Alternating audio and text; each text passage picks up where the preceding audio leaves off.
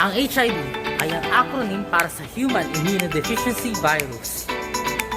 Kapag ang HIV ay hindi ginagamot, maaari itong humantong sa Acquired Immunodeficiency Syndrome o AIDS, isang malubhang kondisyon kung saan ang immune system ay sobrang napinsala at hindi makakalaban sa mga karamdaman. Ito ay isang virus na umaatake sa immune system ng katawan na siyang nagpoprotekta sa ating mula sa sakit at infeksyon. Patuloy na tumataas ang mga bilang ng mga kaso ng HIV sa Pilipinas, lalo na sa mga kabataan. Mula 2013 hanggang 2023, halos 4 na beses tumaas ang average ng bilang ng mga bagong kaso sa kada araw. Kabila ng mga pagsisikap ng gobyerno at iba't ibang organisasyon, patuloy na tumataas ang bilang ng mga bagong kaso, lalo na sa mga kabataan at mga lalaking nakikipagtalik sa kapwa lalaki.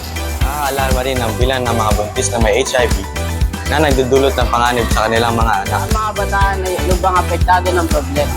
Ayon sa datos, 76% ng mga kaso ay nasa edad 15 hanggang 24. Maraming hadlang ang nakakapagpalala sa sitwasyon ng diskriminasyon, kakulangan ng kaalaman tungkol sa HIV at limitadong akses sa mga serbisyong pangkalusugan.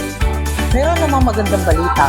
Ayon sa World Health Organization o WHO, meron namang epektibo na mga gamot at paraan para ma-manage ang HIV at AIDS. Sa pamamagitan ng maagang diagnosis at tamang paggamot, maaaring mabuhay ng mas mahaba at mas malusog ang mga taong may HIV. Ang pangunahing hamon ay ang pagkapalaganap ng kamalayan tungkol sa HIV at Kailangan AIDS. magkaroon ng mas malawak na kampanya para edukahan ng publiko, lalo na mga kabataan, tungkol sa mga paraan upang maiwasan ang sakit at kung saan makakuha ng Ang mga buntis na kababaihan na may HIV ay maaaring gumamit ng antiretroviral therapy upang mabawasan ang pagkakataon na maipasa ang virus na sa kanilang mga anak. ART ay isang epektibong paggamot sa HIV, ngunit hindi ito nagpapagaling. Ang pinakamahusay na paraan upang maiwasan ang HIV ay ang ligtas na pakikipagtalik tulad ng paggamit ng condom at paglimita sa bilang ng mga sexual na partner.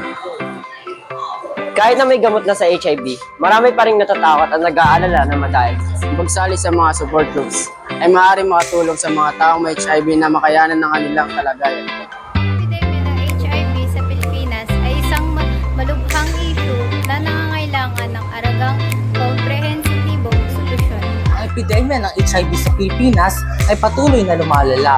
Sa kabila ng mga hakbang na ginawa, tuloy-tuloy ang pagdami ng mga kaso, lalo na sa mga kabataan at mga lalaki nakikipagtalik sa kapwa lalaki. Marami hadlang nakakapagpalala sa sitwasyon ng diskriminasyon, kakulangan sa kaalaman tungkol sa HIV at limitadong akses sa mga serbisyong kalusugan. Upang malutas ang problemang ito, kailangan una, palakasin ang kampanya laban sa HIV, magbigay ng tamang impormasyon, higayatin ang paggamit ng kondom at alisin ang stigma. Ikalawa, tiyakin ang akses sa mga serbisyong pangkalusugan.